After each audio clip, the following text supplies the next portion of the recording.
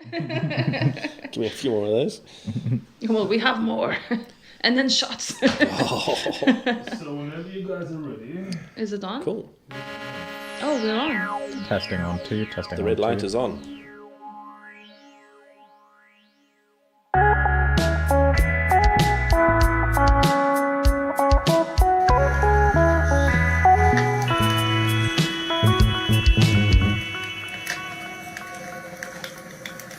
Hello, hello, hello. Welcome to Word Up Podcast. I'm Evie. And I'm Webster. And today we are with David Chislett. Yes, that's me. Welcome. Thank you very much. Was that the best way to pronounce your... Chislett, yeah. You don't have to overemphasize the let, but you can. Yeah, okay. I try to make it more special.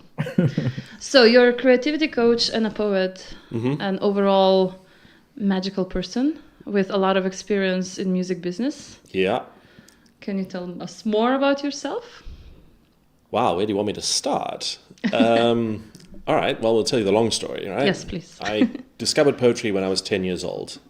During an English lesson, a teacher was, as one does at school, making you read, Robert Frost or something. And she was like, you can do this at home. And gave us some basic introductions to rhyme schemes, A, B, whatever.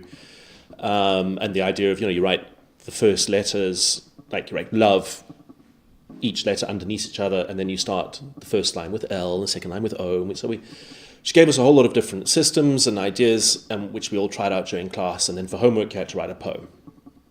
And I came back the next day with 10. Because it was just like, hey. Overachiever. This is fun. I liked it, and it clicked in my head. And I was like, hey, hang on, I can kind of do this. I never really stopped. I've always been a writer, particularly always been a poet. But in between, I got waylaid by rock and roll, discovered how to play the guitar when I was 17. Quite handy having a bunch of poems in when you need songs for a band, play gigs and stuff. Moved into band management, moved into music journalism, moved into promotions, marketing, PR, and all that evil stuff. Finally escaped the music industry with my sanity intact in about 2010.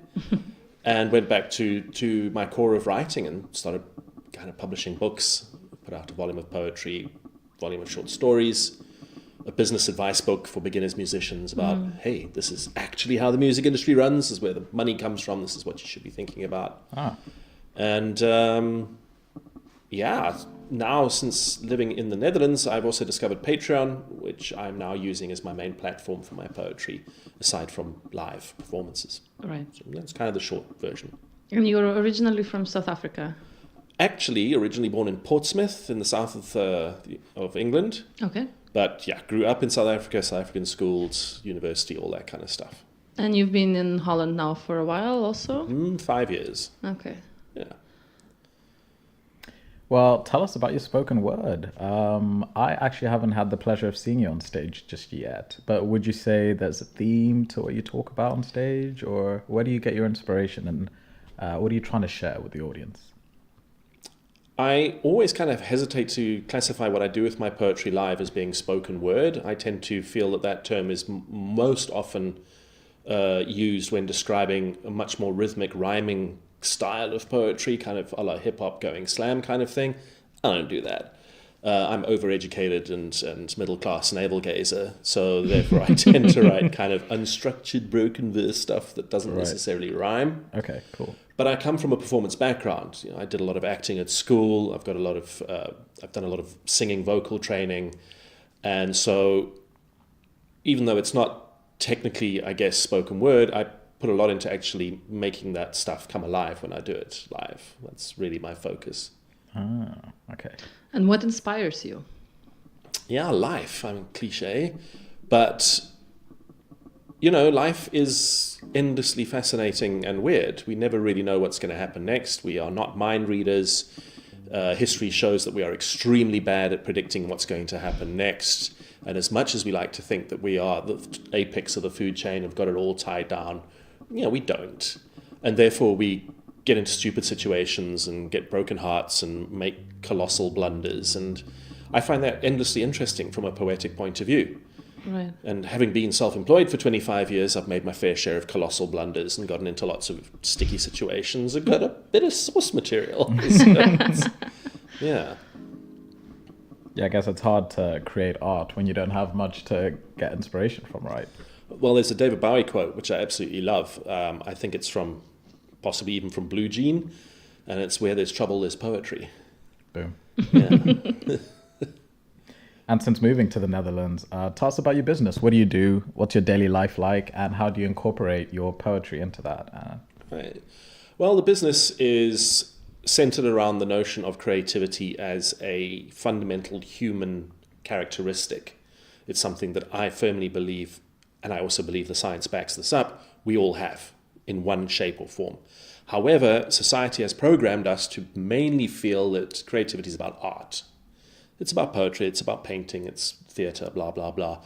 So when I say to people, hey, I'm a creativity trainer, they go, but I'm not artistic. And I'm like, yeah. So every single thing you learn is a creative act because you're taking a chunk of information, call it a dot, and another chunk of information, another dot, and you're putting them together. And then in your head, for the first time, a new thought emerges. You've literally created it through the process of joining those two dots. That's a creative act. So the notion of ongoing innovation, ongoing learning, lifetime learning, all of this stuff is inextricably connected to the idea of creativity and what the physical process of it is. So that's kind of my jump-off point. And the scientific research, my own experience, psychological research, all demonstrates that there are, in fact, very specific conditions and skills and thinking approaches that can allow you to be more reliably creative in whatever area you choose to output that. I mean, no one would consider Einstein non-creative, I do believe. Absolutely. And yet most people think mathematics is dull, boring Rigid stuff. Right. Yeah, But it's you're problem solving. That's what they used to call it at junior school, right? Here's some problems for you to solve. Yeah. Join the dots, create an answer. Yeah. So that's my entire approach. And I'm trying to do that for anybody who needs to be in a position to change what's happening around them. Maybe they need to innovate. Maybe they need to modify their own behavior. Maybe they need new ideas to start a business. Maybe their entire business or the company they work for, their entire job is around going to help other people with their problems, and they have to, create solutions. And because of what I know through experience and through research, I'm in a great position to help people get better at that solving of problems. Right. Nice. And what would be your advice for people who are stuck? How to unstuck yourself? How to unstuck yourself. You've got to act differently before anything will change. Again, allegedly an Einstein quote, you can't solve the problems you have in front of you with the same thinking that got you there. And quite often that same thinking is demonstrated by the same actions. So it's incredibly important if you are stuck in any sphere whatsoever to do something different. That's what a midlife crisis is all about, right? The Saturn returns, becoming an adult, all that stuff. People change. They start doing different things, and that changes their perspective. I mean, I believe so firmly in actual fact that so much of what we classify as someone's identity is based on our perception of their habit set. And if they change their habits, we will feel like we don't know them anymore. Yeah, they become a stranger. Right. And I think that's a really important concept. So if you're stuck and if you want to be able to do things differently and essentially change some aspect of your environment, you're also pretty much going to change yourself. But it starts with taking some kind of action. Nice. Why do you think... Sorry, go on. Sorry. I'm just wondering, you being born in UK and growing up in South Africa and now being here, does that change your perspective also? Does that help, or does that inspire, challenge your whole world view and the way you run business and the way you write poetry? I think changing your physical perspective cannot do anything else but change how you think and see things. I think that is inescapable. The role that's played in my life, I've always pretty much felt like an outsider wherever I've been. I've never truly belonged. So that perspective has been quite different to many of my contemporaries, and quite possibly is what led me to the desire to write about it anyway. It was kind of like a private processing system. And, I haven't always had the easiest life. I mean, not the worst or what have you, but, shit happens. And I've always found that my writing has been a very efficient tool to process those experiences and those things. Like, there's a lot of poetry I write that I will never show anybody, that I'll never publish, because that's actually not why I wrote it. I wrote it because I needed to figure something out. I tend to share the stuff where I've got something to say about something, rather than the stuff that I pretty much used as a tool for my own, I don't know. Therapy. Yeah. Journaling and... Yeah. Yeah. Yeah. Okay. You had a question, Webster? I do have many questions. I wanted to talk about how creativity is perceived in our community. If you're doing mathematics or maybe some sciences, maybe even social sciences, people will deem you uncreative. What can be done in the education space to allow children, kids, even adults to know and recognize that they too have creativity within them, and that it doesn't necessarily have to pertain to art, music, filmmaking, whatever? Well, I think we need to change our education system so it's not designed to smash the creativity out of us by the age of 10. If you've ever seen Sir Ken Robinson on how creativity is killed at schools on YouTube, you'll understand what I'm talking about. Standardized testing, check the boxes, multiple choice questions, the mere idea of having only one correct answer, all imbues people with this notion that what goes on in their own head doesn't have that much value. And that's what ends up killing creativity. And then there's also the socialization of anyone who's engaged with any kind of art as being essentially an outlier, a freak, unreliable, quite possibly, drug user, suspect personality, mentally unstable. I mean, there's still science going into this whole idea about the fact that people who are highly creative are of necessity mentally unstable. Whereas I believe it's actually the other way around. If they weren't highly creative, they would not be able to deal with their mental instability. And people who are not highly creative succumb far quicker to mental illness than those who are. So I believe our entire approach to the notion of creativity has been seriously damaged, primarily by the Industrial Revolution, where it became incredibly important to have essentially meat robots who would not miss a beat and didn't have to know anything about everything else that was going on around them.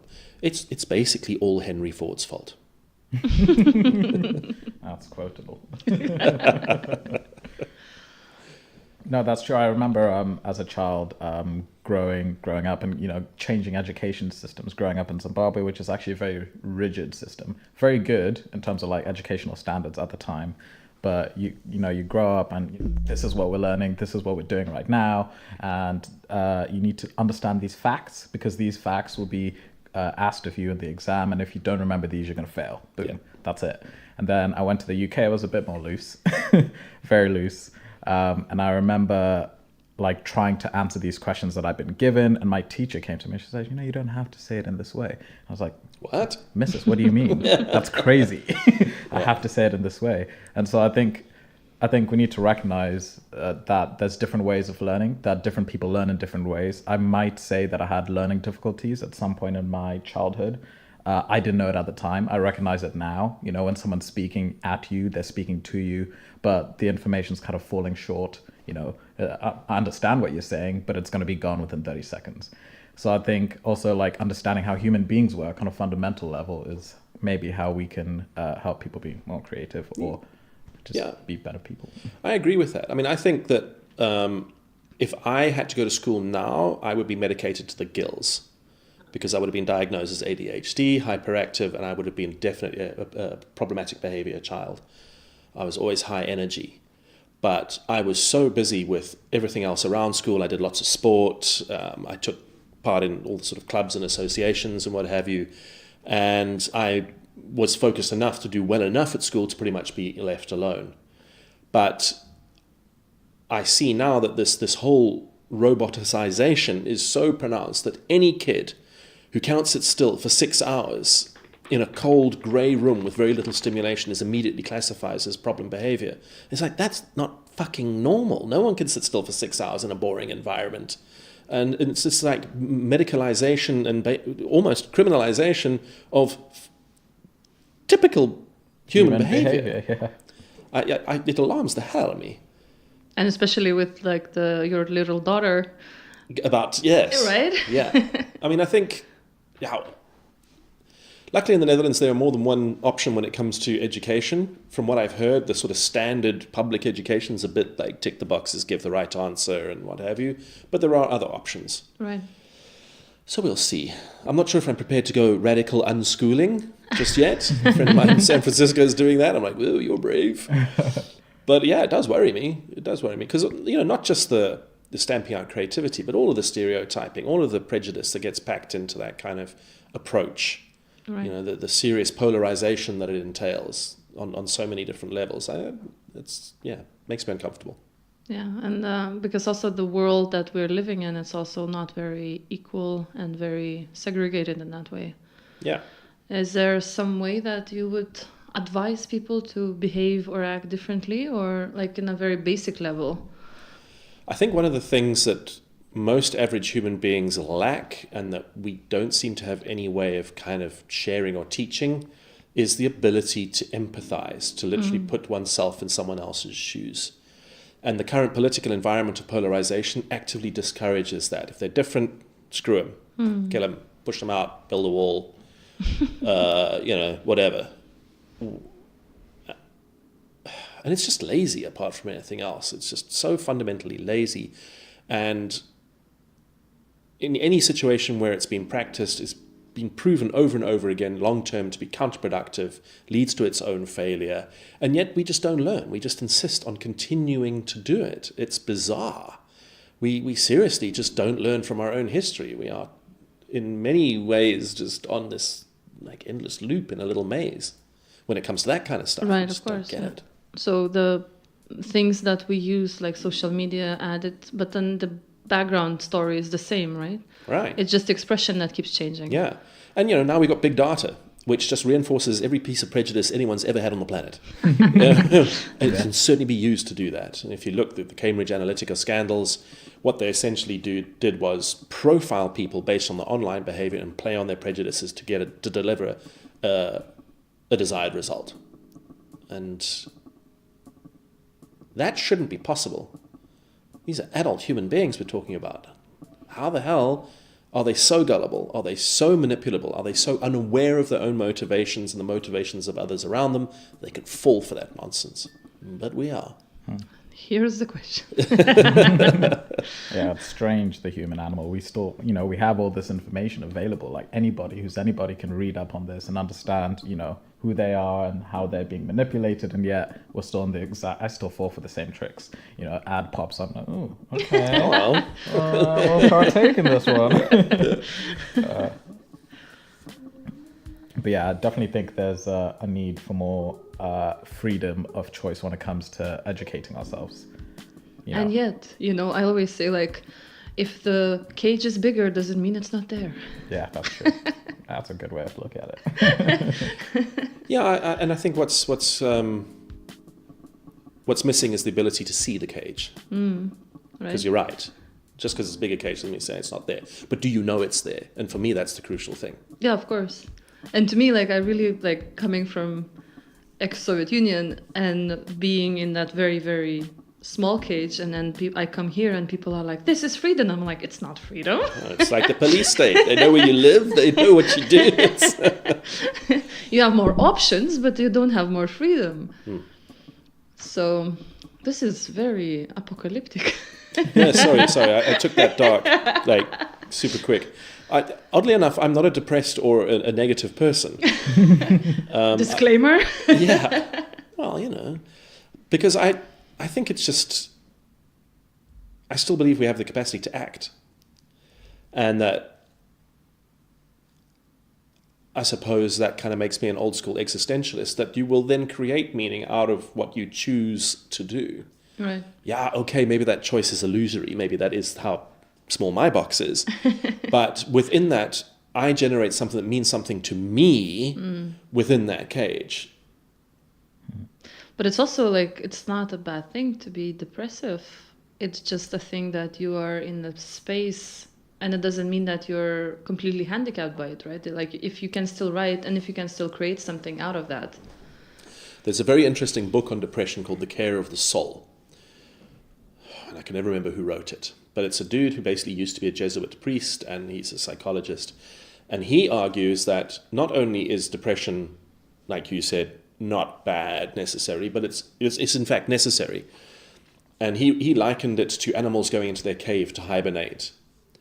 I mean, okay, look, we've got to make a distinction between feeling a little bit down and being annihilated by clinical chemical-based depression. Right? Those two things are generally quite different. Thomas More, thank you very much. The point that Thomas More makes in that book is that if you suffer from depression in any kind of, I hesitate to call it normal kind of a way, but sort of like you have bad days, bad weeks, whatever, you always come out of that cycle with something. A new motivation, a new idea, a new approach, a new reflection. You go deep, you go dark, and you come out with something. And again, this demonization and medicalization of depression, I think, essentially prevents people from accepting depression as basically part of life, but more than that, that a necessary part of a developmental process which gives you the space to fetch something from within. Yeah, for sure. And then I think it's not just depression. You have all kinds of mental issues that are being stigmatized. Well, we just used to call them shamans, really, didn't we? Yeah. And now... So, I don't know. Well, I was gonna follow up on that with the idea of, all these self-help books and the idea that, you're supposed to live a happy life, your best life. You're supposed to be fit and healthy and have a good relationship, and your life has to be Instagrammable. Thank you. And cute Evie's smile. And I think that's teaching people the wrong thing. I remember when I was, growing up and social media started to become a thing. Very quickly, I was like, oh my God, this is amazing. I can see what my friends from all around the world are doing and such. And then it turned on me and I was like, okay, I'm seeing way too much of what my friends are doing. And I feel like as if I'm not doing enough, It can turn on you in that way. I felt like, oh, great. Wow, he's just got amazing presents for his birthday. I got a stupid Xbox. Jesus Christ. And I think we need to look at how, not just the digital age, but like social media and how we interpret the world on a grander scale. Like kids growing up today will grow up with an iPad and all the information available and seeing what their friends are doing and what's that doing to their minds. I think my generation, our generation is growing up with the wave. So you saw we didn't have it and now we're growing with it. And like kids growing up today are just like, that's it. This is the world and this is how you interpret it. How do we navigate that? How do you navigate that as a parent? Well, as a starting point, I'm quite wary of what you just explained because every generation thinks that. It just happens to be the internet and social media this time round, but before that it was, I don't know, intercontinental aeroplanes, the radio, television, you name it. Every time a technology that impacts the way our society works arrives, the generation who was adult or nearly adult before it arrived is deeply suspicious and highly critical of what the next generation chooses to do with it. And yet, we're all still here. So that for me is the first caution. It's like you can't make those kinds of assumptions about stuff. It's dangerous because, again, we are collectively making the mistake that we are normal. That to the left is that extreme, to the right is that extreme. Most people share my point of view. Mm-hmm. They don't. And you don't know that. Right. So it's risky to behave like that. And then I mentioned earlier this radical unschooler friend of mine. She pointed something out to me. When I was a kid, what my mum used to say to me was, put that book down and go and play outside. Repeatedly. Those words I heard repeatedly. What do I do for a living? I write. I work with words. I'm a book person. It is my entire functioning adult life. Mm-hmm. We don't know what jobs, what occupations, what vocations will be available 15 years from now.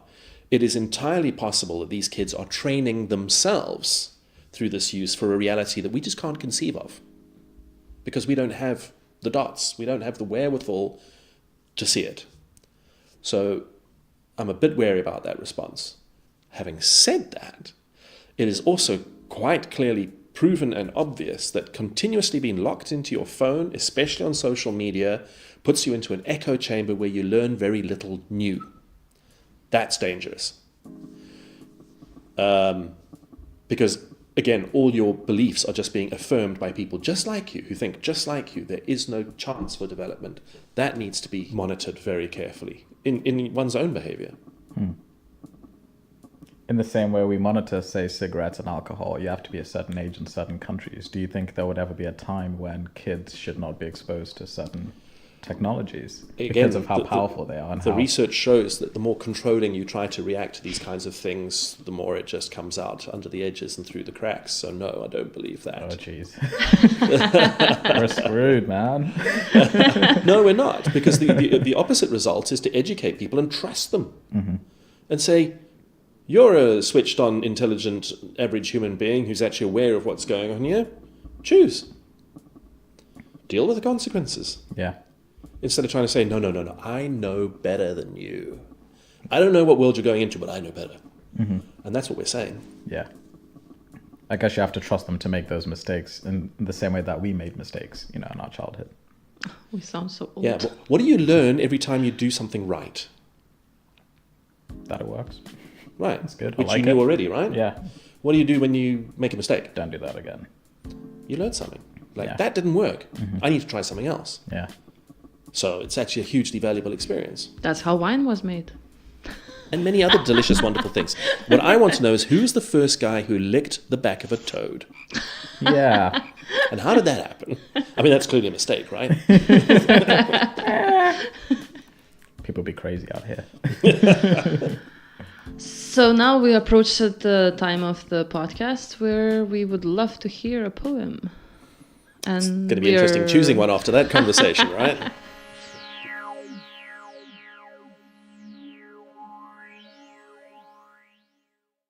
The Eye of the Needle.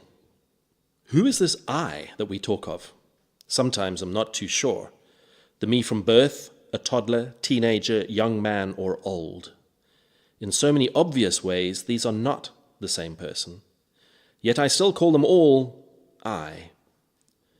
Should I still know you, then, when it's been so long since we last met? Are you more reliable than me? Did I grow more than you, or less? Should I expect myself to hold to some core of being that I cannot even identify? And the same of you. I recognize your habits, the way you say certain words, hold your lips. But someone could copy these and not be you. You could lose these and still be you. Tell me the name of your first pet, your mother's maiden name, and the high school you attended. I need your password to be certain. The first pet name I give belonged to my sister, not me. I sign into buildings as David Bowie. I try to change my habits and grow. This is not the I that started this poem, nor is the I that is reading this cell by cell, habit by habit, one realization after another. The world is new in every single second, and us with it. But it's easier to just say, hi, I remember you. Do you still drink beer? Thank you. Thank you so much for sharing that. Is that in your book, or is No. it something that's... So that's part of my current project that I'm busy with. I've discovered the crowdfunding subscription platform called Patreon. So I have a page on Patreon, and I'm posting poems and the story behind the poem and an analysis of my work and performance videos and everything on there. And it's kind of neat, Patreon, because instead of it being a crowdfunding platform where you, I don't know, put in whatever you are going to put in and you get a book or an album at the end of the day, this is like Netflix. You pay anything from $1 to $5 a month, and then you get access to all the content that I produce. Right. So it's very low pain point for you. You know, over a year, you're spending less money in a year than you probably do on drinks in one weekend. And because a lot of people are doing that, it provides me with some income from my poetry to be able to do things like buy video editing software, go on interesting trips, just dedicate hours in a day to be able to generate interesting content around the poetry I'm writing. It's really cool. Right, and how long have you been on there? I have been on Patreon since July last year. Right. So it's a new thing. I'm still trying to get my head around growing it. But it's awesome because as a creator, it keeps you seriously honest, man. You got to keep posting. Mm-hmm. We were talking earlier about the pressure of social media. Mm-hmm. I got to put something up every week. I've got to. I can't just take your money and not put something up every week. You know? So it's good. It really, really. And that repetition, that constantly revisiting, I mean, a lot of people hate that idea. They think, I'm not going to be able to produce. Yeah, you will. And yeah, some of it will be bad. I mean, I've put poems up that basically aren't good. But I say like, hey, bad week, man. And then you get the comments and people say, but that line's nice or this is good. And something comes of it.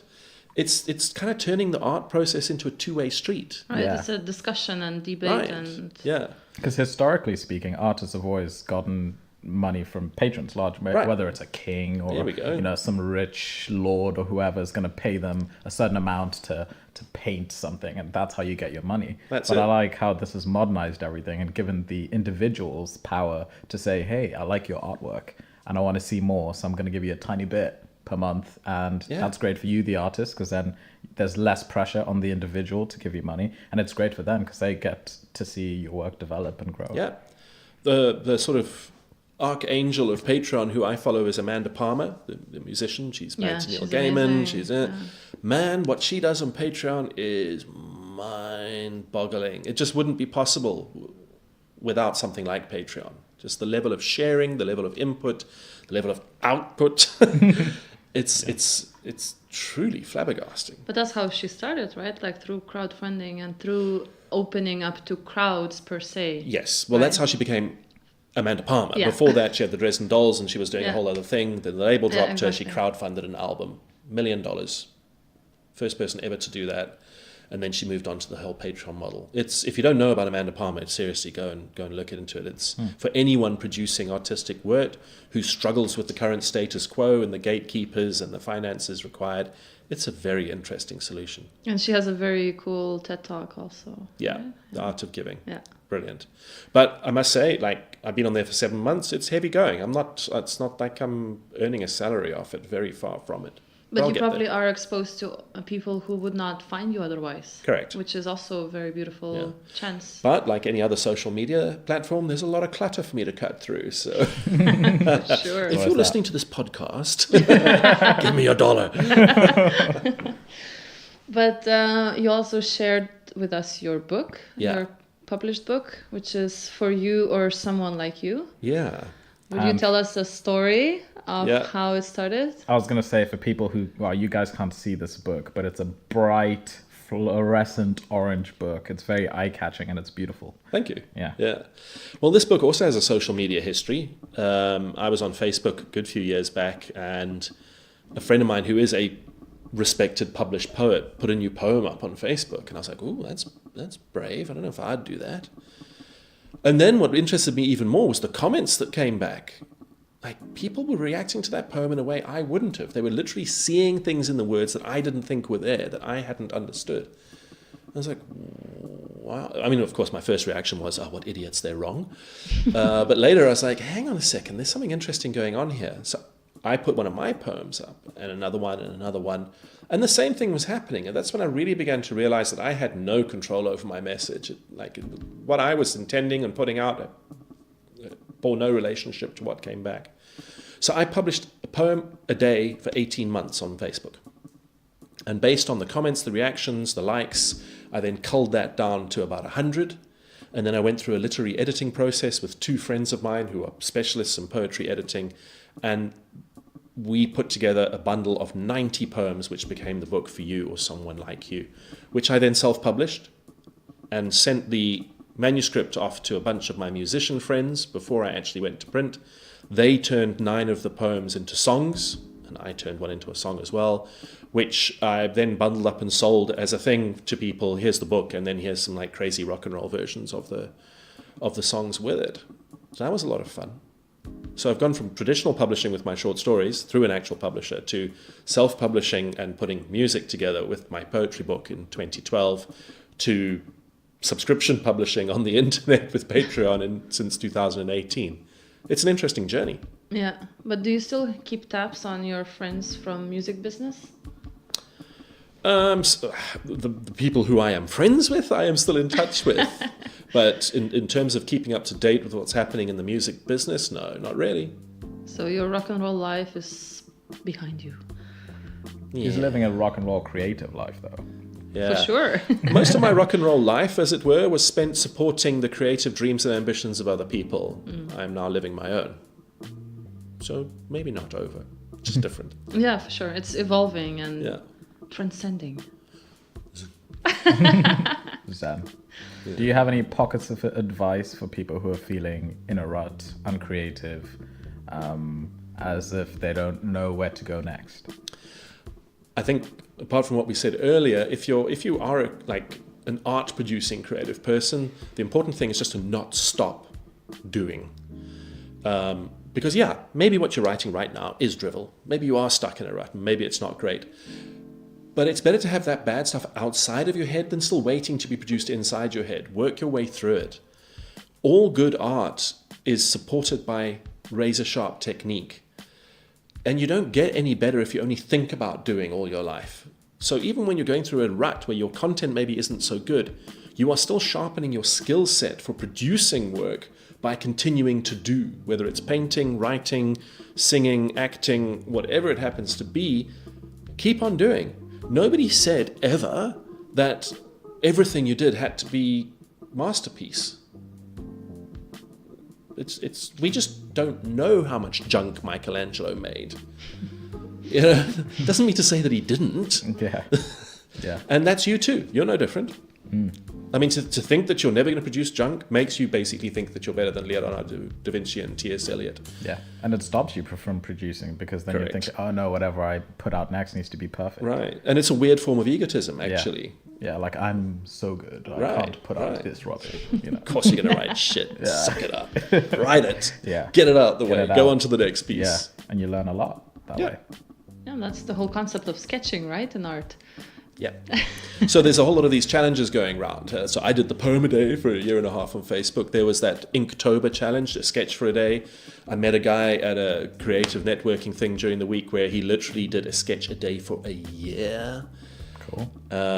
There's a brilliant study on a dude who had never done any art in his life, who over a 3-year period just made sure he did something every single day, and now he's selling his work for $20,000 a piece. Wow. You know, I'm not saying that pure mechanical repetition is the key to artistic excellence, but I do know that without mechanistic repetition, you won't get there either. Yeah, like the idea that in Greek times any artistic expression was mechanical. So they believed that anything artistic you can learn, may it be drawing, music, and it's only poetry that was supposed to be muse influenced. So I did not really know like that. that idea, yeah. Because it's something that like you can learn anything because it's muscle memory. And you can be perfect. You might not be very inspired perfect, but you will be technically perfect. And right? when inspiration hits, your tools are sharp. Yeah. And then you make something amazing. But if you're Wow. just waiting around, Here is the free advice for everybody. It's not free, sign up to Patreon. yeah, give me your money. So David, where can people find you? My virtual home is davidchislett.com. There you can find news of my training and also download my poetry book and all my other books as well. They're all available as free ebook downloads. If you're specifically interested in my new poetry, it's patreon.com/David Chislett. Well, thank you very much, David, for speaking with us today. Thank you so much. Thank you for coming. Thank you for your time. Thank you for sharing your poetry and your book and your album. Yeah, thank you. It's been a pleasure. Great conversation. I look forward to the next one. Ooh. That's it for this week, everybody. As usual, you can find us on www.worduppodcast.com. There you'll find our social media. You can find links to past podcasts and just generally engage with us in that way. Thank you. Thank you so much, and see you next time. Doei! We'll clean that up, right?